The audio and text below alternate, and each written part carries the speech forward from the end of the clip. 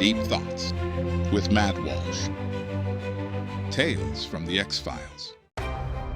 If you aren't from this country, we don't care what you think about American politics. We don't care what you think about American culture.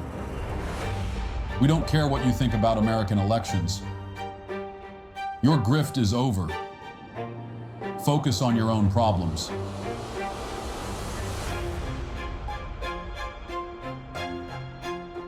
Men are more likely to be carriers of COVID. For the sake of safety and as a sacrifice for my loved ones, I will be isolating in the living room and watching football on Thanksgiving and allowing the women to cook and clean.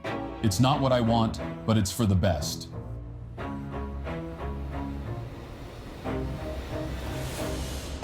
Have we recruited enough lesbians? Are our armed forces sufficiently trans-inclusive? Have they confronted their white privilege? Do they know enough about systemic racism? These are the questions that haunt us all.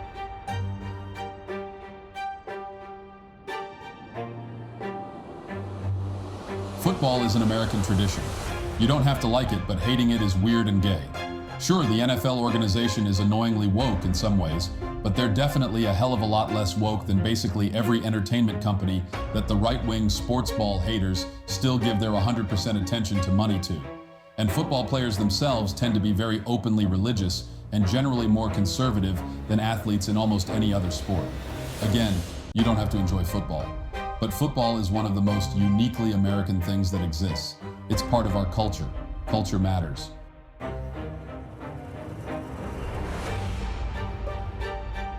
Old Town Road is very possibly one of the worst songs ever recorded. Everything about it is terrible. It has no redeeming qualities. It reminds me of the kind of music the characters in Idiocracy would have enjoyed. Extremely bad stuff.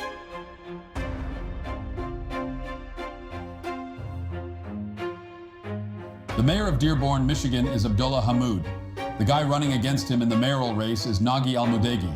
The mayor's chief of staff is Zainab A. Hussein. The police chief is Issa Shaheen. He oversees the commander of the patrol division, Madhu Bazi. The public health director is Ali Abazid. Don't forget city council members Kamal Al-Sawafi and Mustafa Hammoud. Question: is this what our founding fathers had in mind? That's a question that the residents of Dearborn can consider as they awake at 5:30 a.m. to the Muslim call to prayer, blasted over the loudspeakers by the local mosque. They can keep thinking about it as they get in their cars and drive to work down Osama Sablani Street. Is this America? If the entire country resembles Dearborn in 50 years, in what sense will America still exist?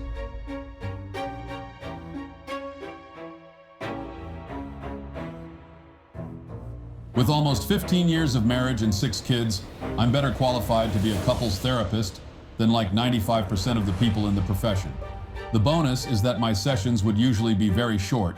Most marriage problems can be solved if you both stop acting like stupid children and get over yourselves. End of session. That will be $600, thank you.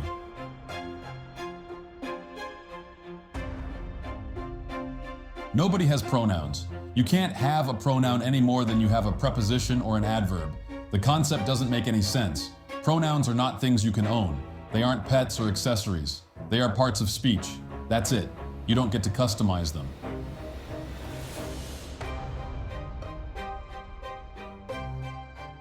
In my younger days, I used to eat at sit-down chain restaurants like Applebee's, Outback, Chili's, etc. all the time. I always thought the food was fine. I stopped going to those places for several years. Recently, I've gone back a few times, usually when I've been on the road and there's nothing else available. It was inedible. I couldn't take more than a few bites. Salty, stale, soggy, disgusting. Has the quality of the food gone down that much over the past decade, or have my tastes just matured? Did I eat this shit for years and not realize that it didn't even taste like food? Or has the fall off really been this steep? I honestly don't know how any of them stay in business.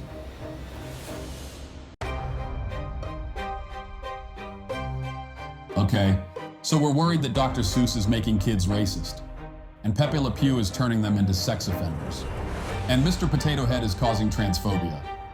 But we aren't at all concerned that Cardi B and other rappers might have a negative influence. Got it. Cool, right? Makes sense.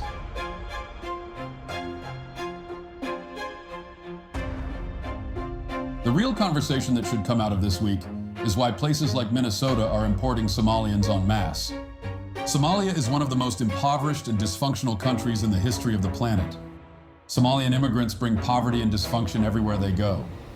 Nobody can explain how this country is improved or enriched in any way through mass Somalian migration. Nobody wants to live in a community that's predominantly Somalian. Nobody can factually dispute any of the things I've just said, though they can act offended by it. So why are we doing this?